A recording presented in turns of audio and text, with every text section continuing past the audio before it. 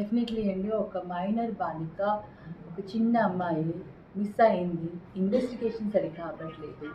Minor పిల్లల్ని తీసుకొని వాళ్ళు తప్పు చేశారనేసి వాళ్ళు చెప్పడము అంటే మన రాష్ట్రం ఎక్కడ పోతుందో నాకు అర్థం కావట్లేదు. ఈ ఇన్వెస్టిగేషన్ అనేది ఎంత తొందరగా క్లోజ్ చేస్తే అంత మంచిది.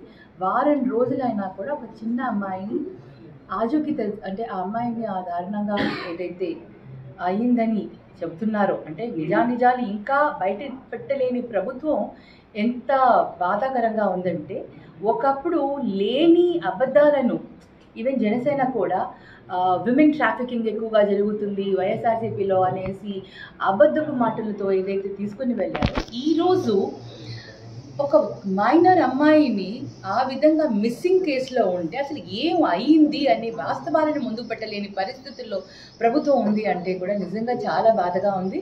మరి ఈ వాటిపైన ఎందుకు ప్రభుత్వం మాట్లాడట్లేదు, ప్రభుత్వంలో ఉన్న వాళ్ళెవరు కూడా ఎందుకు మాట్లాడట్లేదు అనే దానిపైన మేము అందరం కూడా నిజంగా వాళ్ళని ఆశ్చర్యపోతున్నాం. అసలు ఎందుకు ప్రభుత్వంలో ఉండి కూడా ఇటువంటి వాటిని ఇంకా ఇన్వెస్టిగేట్ చేయలేకపోతున్నారు. అంటే ప్రభుత్వం అనుకుంటే వాళ్ళకి 1 డేలో ఇన్వెస్టిగేషన్ కంప్లీట్ చేయొచ్చు. ఎవరిని కూడా ఆ ఊర్లో కూడా అలౌ చేయకుండా, మీరు గమనించి ఉంటారు, సిద్ధార్థ రెడ్డి కూడా వెళ్ళాలి ఊర్లోకి, నందికొట్కూరులోకి వెళ్ళాలి అంటే అతని ఊర్లో కూడా అనుమతించని పరిస్థితులు ఉన్నాయి.